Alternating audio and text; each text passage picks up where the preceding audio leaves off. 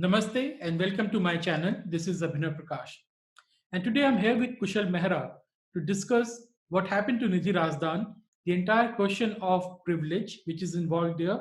Basically, we're going to discuss the liberals, the media, and the merit. So, Kushal, welcome to the show once again. And thank you for coming. No, Abhinav, thanks for having me again. I have to say, I can't. I know we're going to have a serious discussion, but yesterday was one of those rare days where I realized what Schadenfreude was, and I really laughed my heart out, and I was laughing all day long. But yeah, thanks for inviting me. It's going to be an interesting discussion. So, Kushal, I mean, we have seen what has happened to Nidhi Razdan, and she's putting out the explanation that she was scammed. Now, irrespective of, let's say, whether we believe that she was scammed or not, because many people are actually pointing out various shortcomings in her story. But let us say she was scammed into believing this thing. What does that tells you about this entire liberal media which we have in this country? Because I mean, you have a journalistic career of 21 years, and you did not even do a basic background fact check. What does that tell us about the media itself, your journalism as well? Well, the first thing is that what you have to understand is that i- it's not just about that. It's about the hubris. What I see in this is the hubris that has kind of engulfed the entire mainstream media, where I don't know how to put it into words, that's the cultural way journalists across the country have kind of developed this aura. See, what happened was the old school days before television journalism became a thing in India. I mean, there were big print journalists, and they had I mean, I would not say that they did not have their aura. They did have their aura, but their aura was not in the way we see journalists today.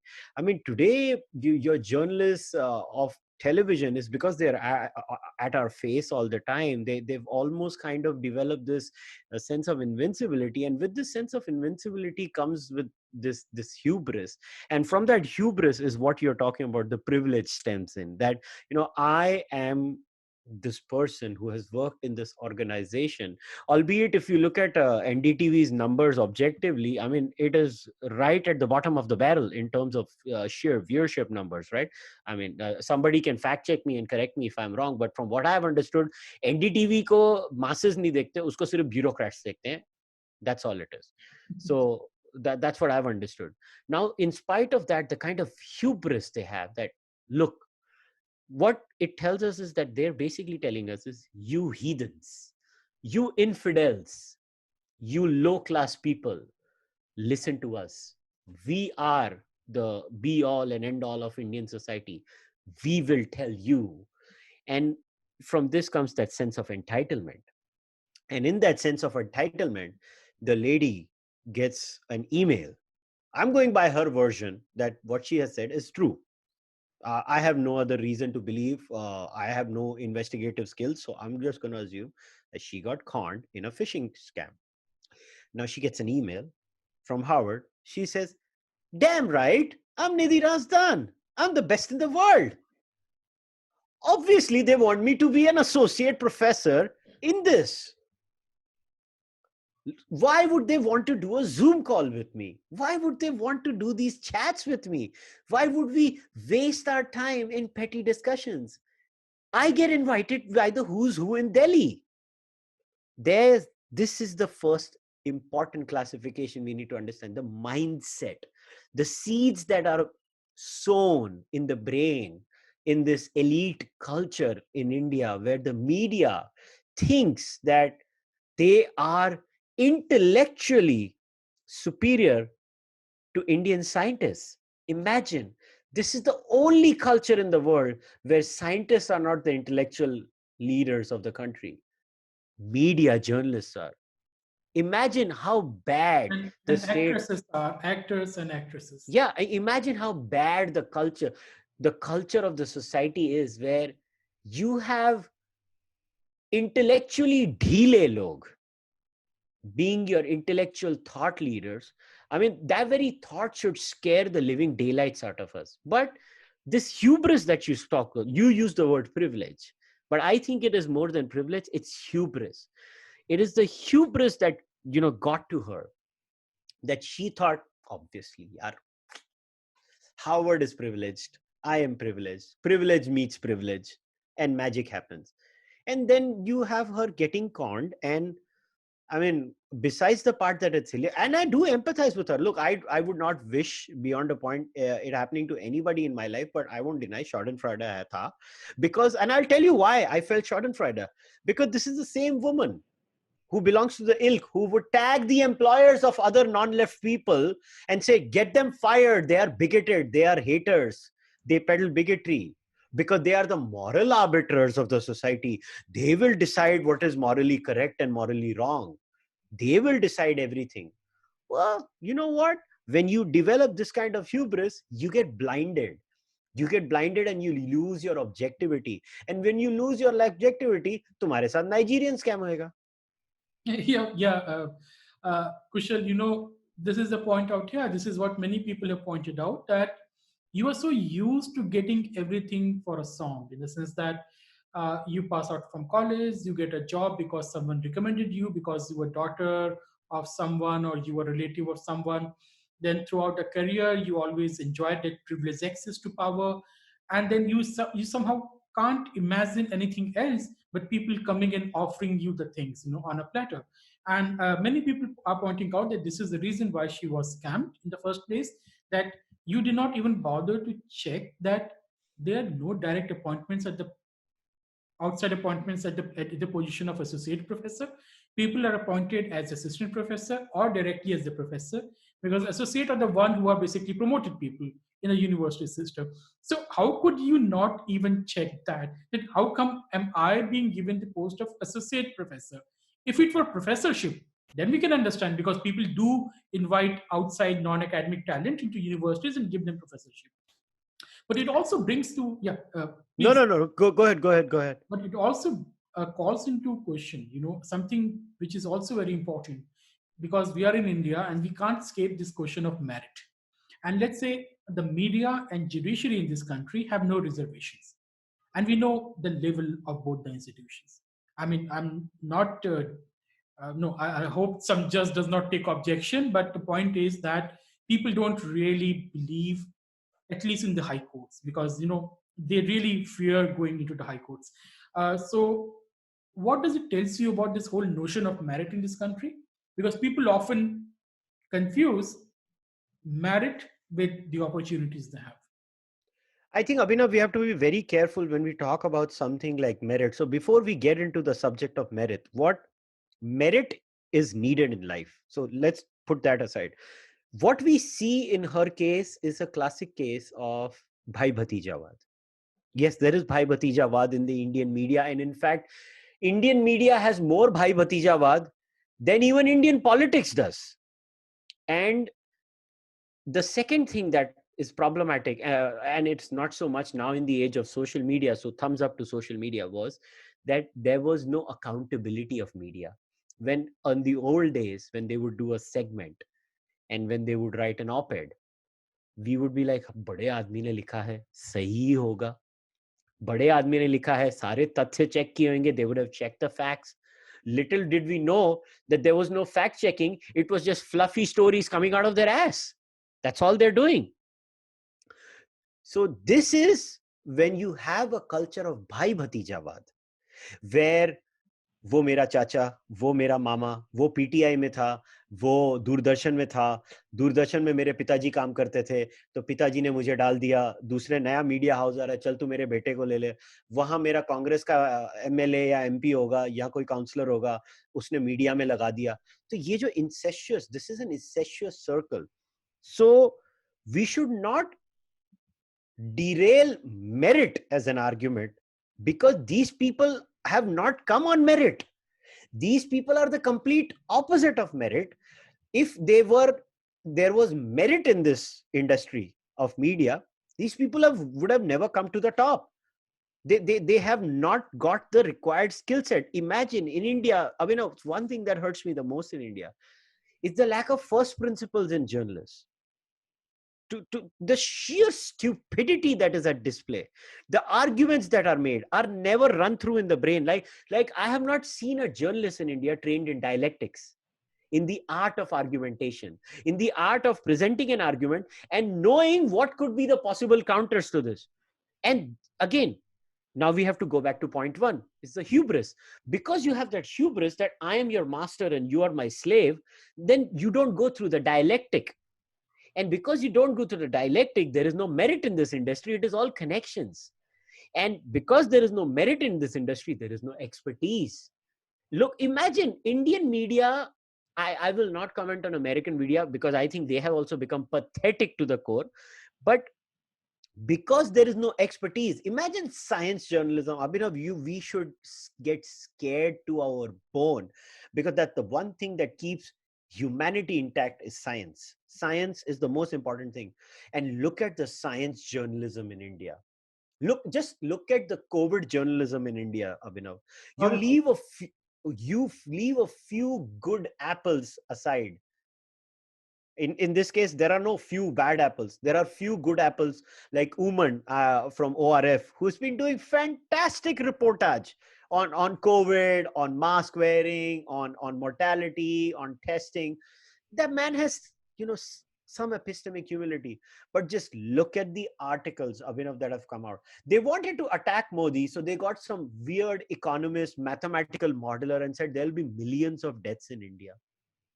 Imagine, without disclosing, full disclosure that he's associated with certain bodies itself. Yeah, not only that, you do not disclose your methodology, you do not disclose your data points, you do not disclose anything, and you just put it out there. That shows that you lack expertise. Wo chodo. When the gentleman was being questioned by different media journalists, I made the point of breaking my own rule of going and actually checking out, because I'm someone who was very interested in COVID. So when I heard the man out, I was like, these people are not even counter questioning him with basic points. And that's when I realized, oh yeah, these people have zero first principles. They're dumb as dodos. So they can't ask a good question because their brain doesn't function like that. Their brain functions and says, I hate Modi. Man says bad things about Modi. Man says Modi bad. I will ask every leading question. So merit to aa hi nahi sakta na, Abhinav. So we cannot say meritocracy is bad. What we have to say, in my opinion, is there is no meritocracy in media. So it has to be reversed. We should demand merit in media. We should demand good quality journalists going out there, doing the hard yards, asking the questions, getting the facts. And then it doesn't matter whether it's hurting BJP, hurting Congress, hurting AAP. Facts are facts. That is my point, because this debate in merit basically revolves around reservation and no reservation. The media is a classic case of no reservation, and there also you don't have merit, because the structure of the society is such that it will only be bhai bhatija war in the end, and certain lobbies will dominate, right? So we have few families running judicially, if you go by the articles in the Outlook and other magazines, and then you have few people dominating just on the basis of references, the media scene as well. And this is the point, the merit argument in India cannot be confined only to reservations or no reservations. It is a much more deeper problem in India. We don't have the concept of merit. In fact, I will say caste system itself was a denial of merit. If you absolutely. If you have everyone divided into caste, that you have to this work only because you're born into this community, there is no scope for merit. So that's a different argument. The point is, those liberals make a big hue and cry about credentials, about merit. For them, everyone is pathetic, uneducated, right-wing troll. But now the world has seen what they themselves are. So what does it tell us about this liberal media in this country? Well, the liberal media in this country is basically what I like to call a circle jerk, where everybody so how do they function? I mean, we spoke about this last time also, creating citation loops where only one person has to lie. Nobody else is actually lying in the entire process. Only that original person is lying.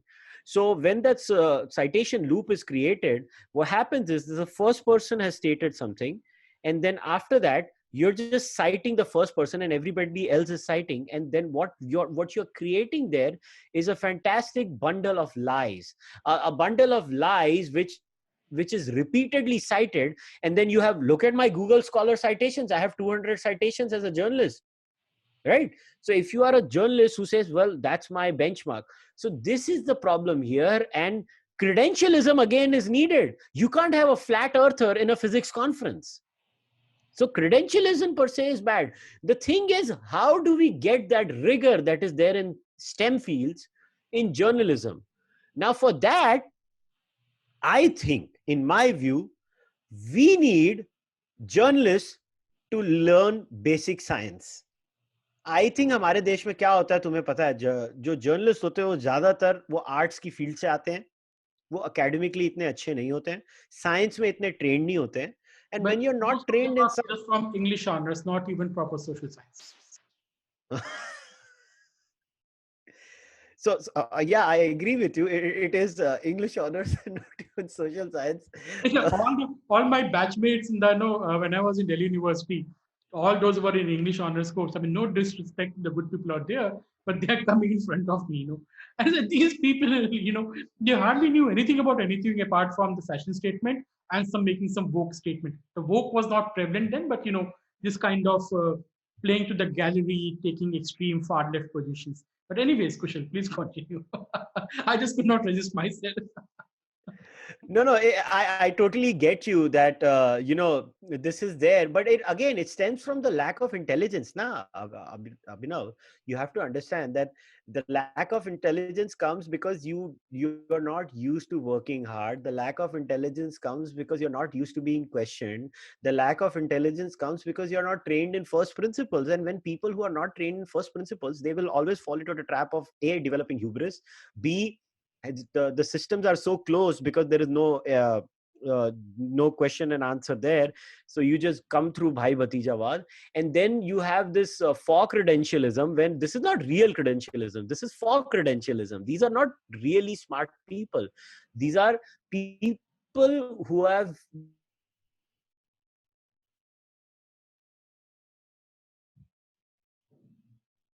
मैं कितना ऐसा हूँ, मैं कितना वैसा हूँ. Everybody would be like, oh, look at how smart.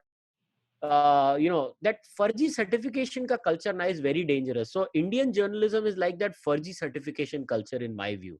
So they have created furgy certificates for themselves, and their credentialism is basically surviving on that little fact. Nothing else is there. They are all fake intellectuals who have created fake realities, and they are just going around in that circle jerk where everybody is quoting each other. And because only one person has to lie in a citation loop, so they get away with it, because if somebody says you lied, they said, I didn't lie, I quoted him. And if you go to that person, but even I did not lie, I just quoted him. This brings us to the history writing in this country as well. If I'm not wrong, there's a story of Somnath Mandir being destroyed and the orders of the Aurangzeb because he wanted to punish the priest there because there was some rape happening in the temple premise. And apparently that story, I have to go and cross check it, but I'm just recalling it. That is quoted by Romla Thapar, in which Romla Thapar is quoting someone else. And that person is basically, if you read his writing, he says, someone told him this story in Banaras. So he basically made up the story. Then Romla quotes him, and then everyone is quoting Romla, and then everyone is quoting each other, and that becomes a historical fact. That's one way, the deep lie. This is what exactly you're saying. It's not just media, even the liberal academia or the left-wing academia is just like that. And then again, if you remember when you're talking about the COVID, there was this so-called health journalist who was writing newspaper articles and the magazine articles in the Western media, talking about how Indian response is cow dung, cow urine, and how the India ruled by Hindu nationalist government is so unscientific and creating disaster after disaster. In her reportage, there was no science, nothing about the COVID. It was just political rhetoric against the government. So you are on the point, Kushal, when you say these people have no expertise.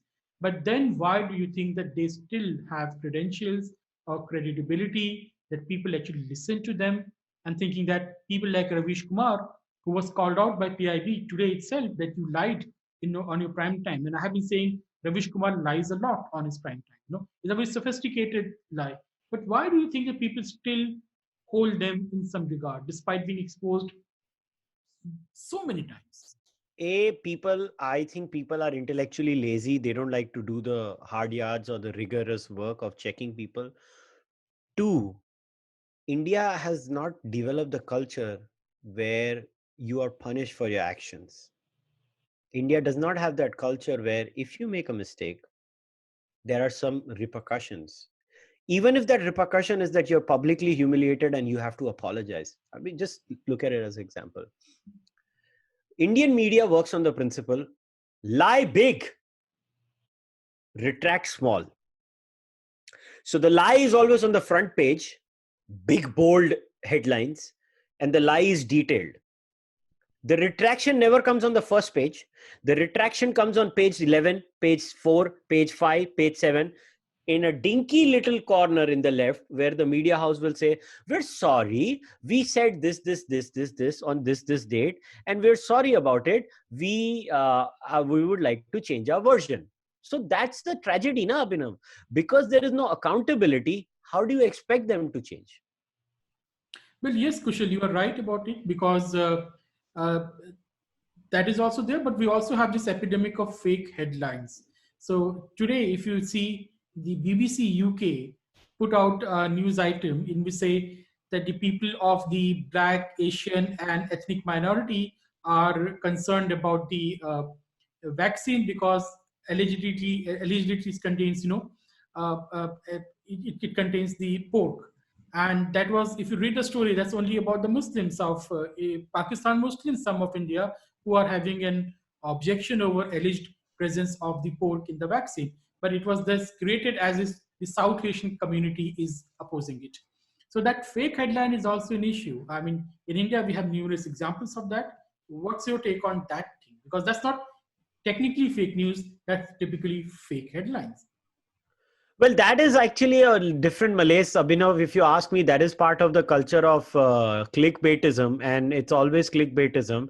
And clickbait is a different issue. I think we'll have to treat clickbait in a separate way and other things in a separate way.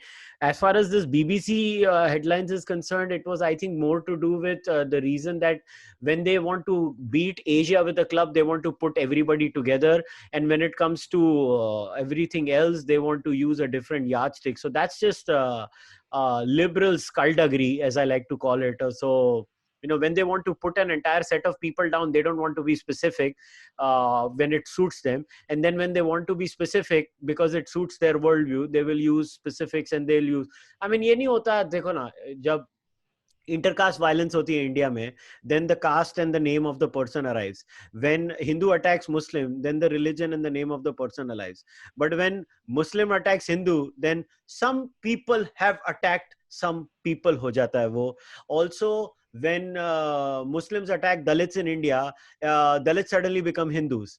But when upper caste attack lower caste in India, then Dalit don't become Hindus; they become something else. So that's just that stems from the Operation Olympics mindset, and when you are in the Operation Olympics mindset, all of these things make sense. That's a fair point. I think that's has more to do with the revenue models which we have, this clickbaitism, and also the typical whitewashing which we have been seeing for decades after decades in this country. But thank you, Kushal, for talking to us. And this is a very interesting thing. We have to see how the situation unfolds, because there might be many things in this so-called phishing scam than what is being let out as of now. But I think we will get to know as the months pass. And thank you, audience, for listening. And thank you, Kushal, once again for coming to the show.